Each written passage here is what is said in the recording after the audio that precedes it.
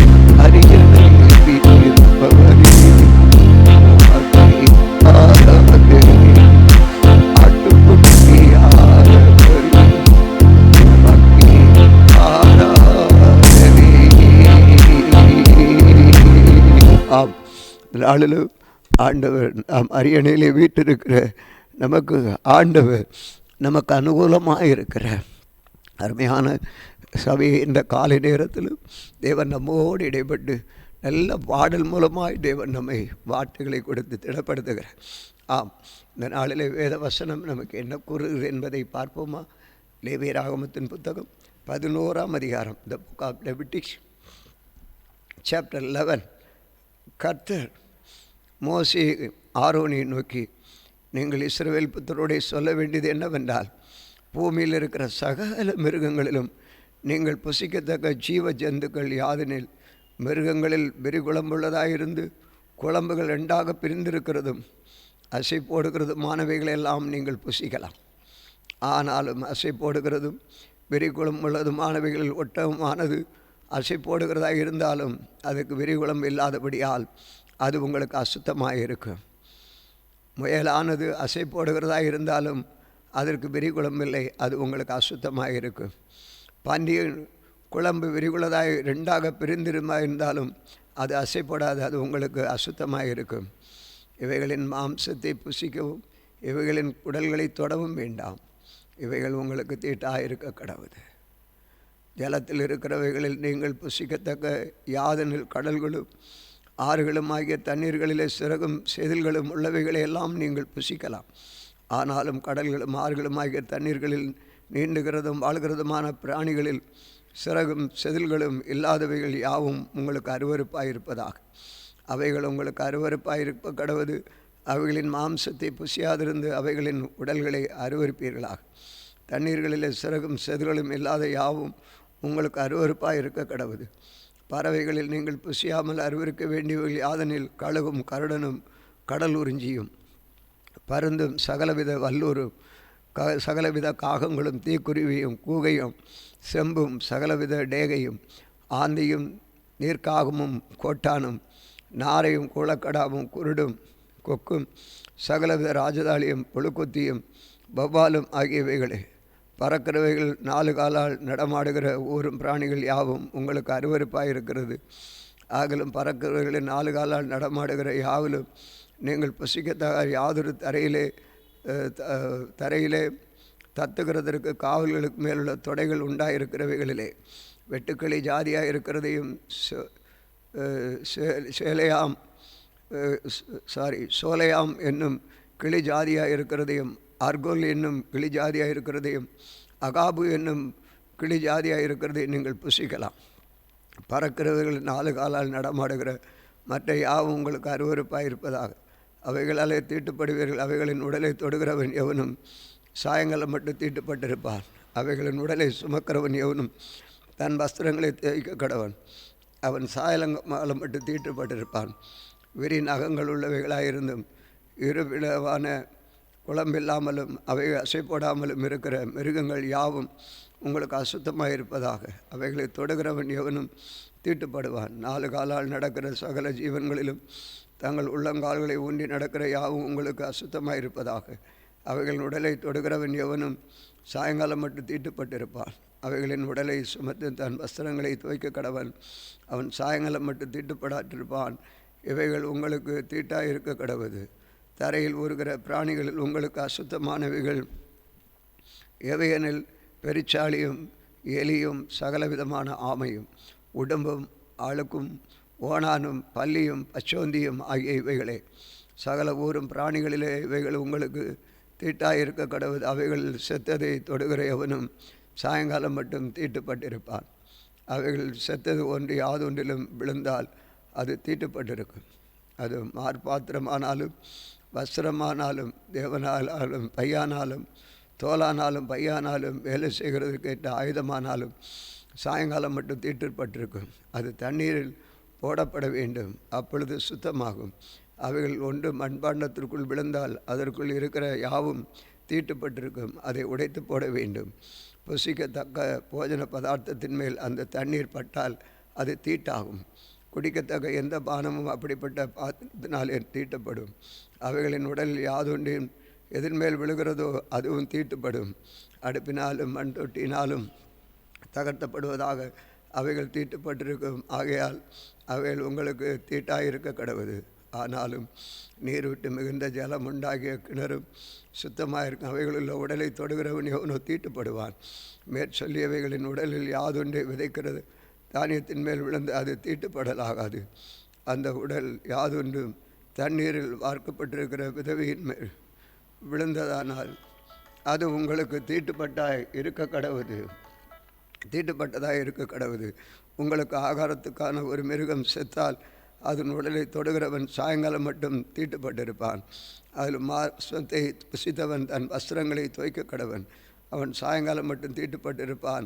அதன் உடலை எடுத்து போனவனும் தன் வஸ்திரங்களை துவைக்க கடவன். அவனும் சாயங்காலம் மட்டும் தீட்டுப்பட்டிருப்பான்.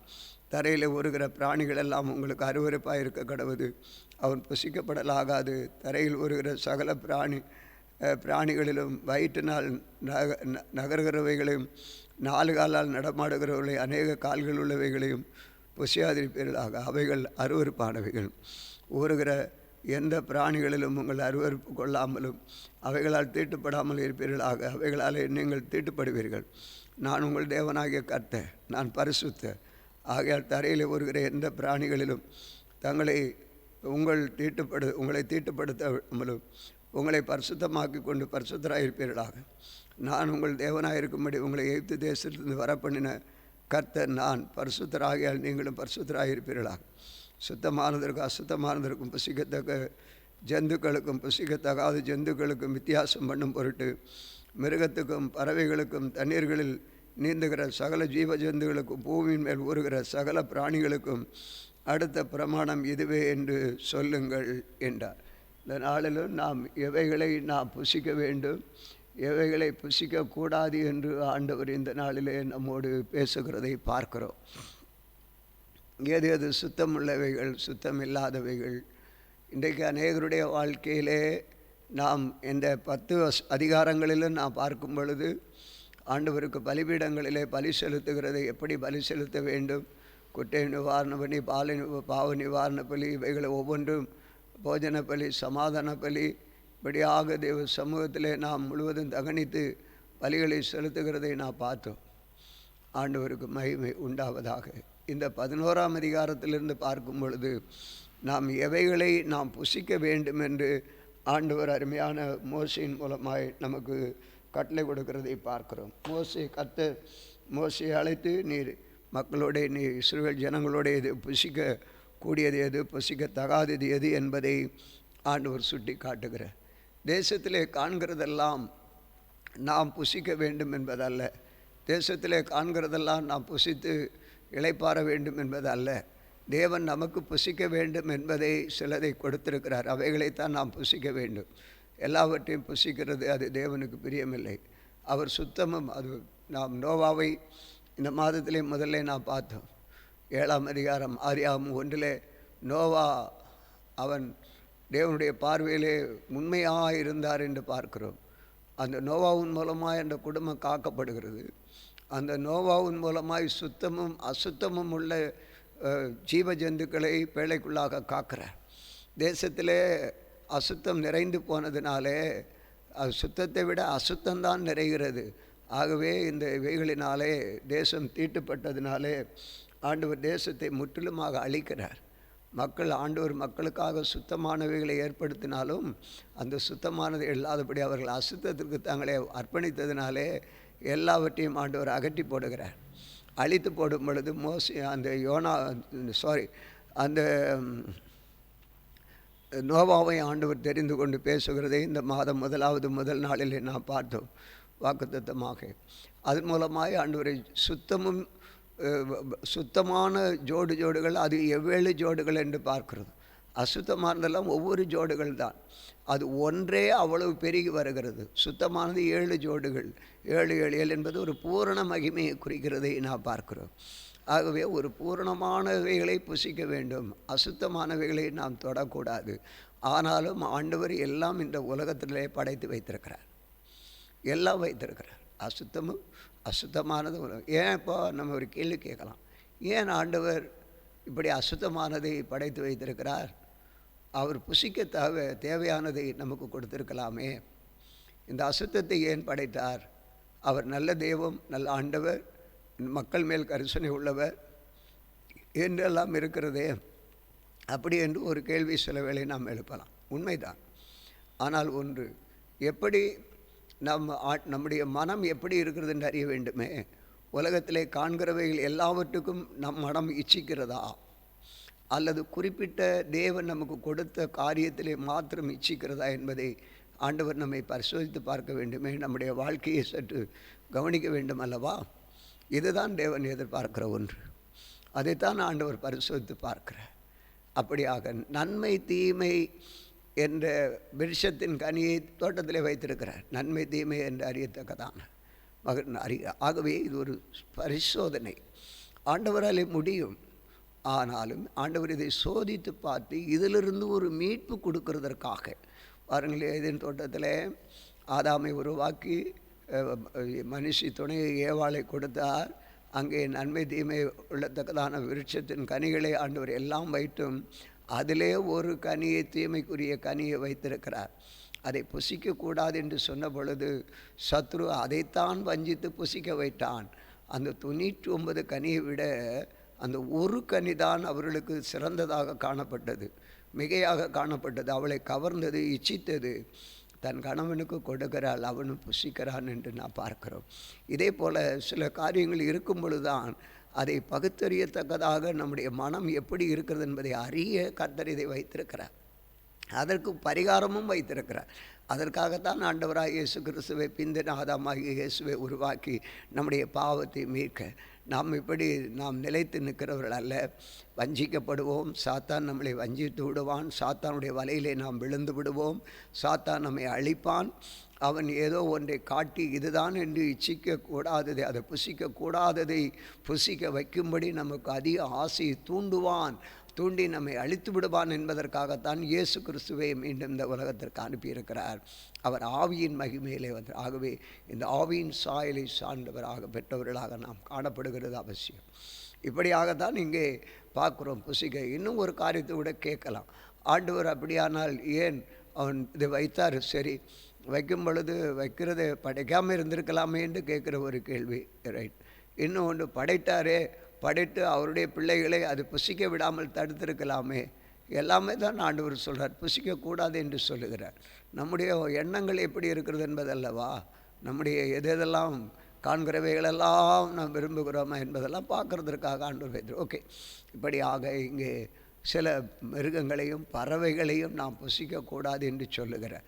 இதை நாம் புசிக்கக்கூடாது. அன்றைக்கு அநேக கிறிஸ்தவர்கள் பன்றியை புசிக்கிறார்கள், சில வெளிநாடுகளிலே ஒட்டகங்களை புசிக்கிறார்கள், சிலர் பயணங்களிலே போகும் பொழுது. இதெல்லாம் தீட்டு, அவர்களுக்கு தெரியாது, சூழ்நிலையிலே அதுதான். இப்போ நானும் கூட சில நேரங்களிலே எது புசிக்க வேண்டுமோ அதுதான் புசிக்க வேண்டும்.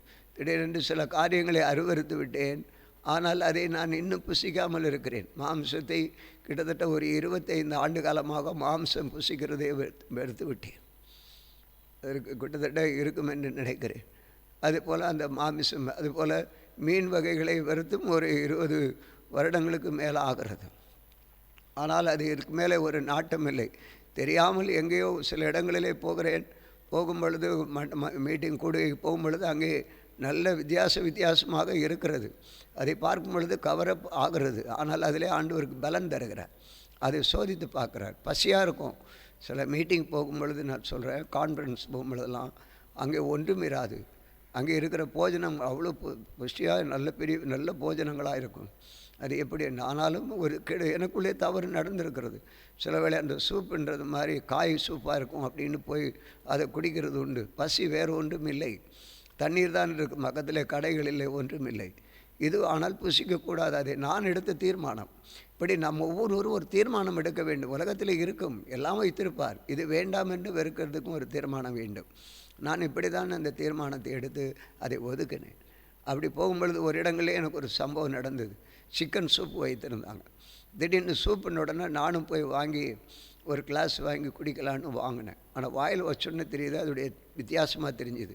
எல்லோரும் ஒரு சிலர் என்னை கவரப் பண்ணுறாங்க போல இருக்கு. ஏன்னா அவங்களுக்கு தெரியாது சூப்பு தான். நானும் பிறகு தான் பார்த்து எனக்கு உடனே கேட்டது, என்ன சூப்புன்னு? சிக்கன் சூப்புன்னா. அப்படியே ஓரமாக வச்சுட்டேன். அப்படி இறங்கி வந்து கர்த்தருடைய சமூகத்தில் ஒரு பாட்டில் தண்ணி எடுத்து குடிச்சிட்டு வந்துட்டேன். இதுதான் தேவ பிரசன்னத்தை உணர்வு. நாம் சில வேளை நாமும் நம்ம எடுக்கிற தீர்மானத்தில் எப்படி இருக்கிறோம் என்பதையும் பார்ப்பார். இப்படி நிறைய காரியங்கள் பேசலாம். ஆகவே ஆண்டவர் சுத்தமானதை எது எது என்று நமக்கு வைத்திருக்கிறார், அதை புசிப்போம், தொடர்ந்து நடத்துவாராக. செபிப்போம்.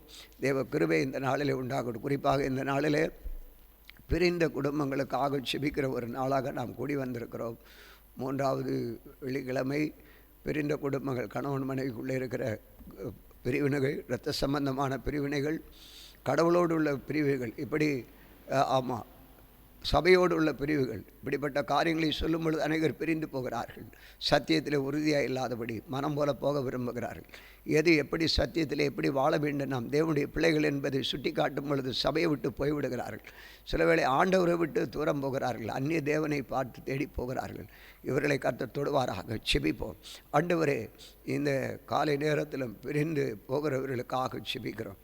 ஒரு பிரிவினையிலிருந்து நீர் ஒரு ஐக்கியத்தை கட்டளையிடுகிற தேவன். ஆண்டவரே, நீ சமாதானம் உண்டு பண்ணுகிற தேவன்.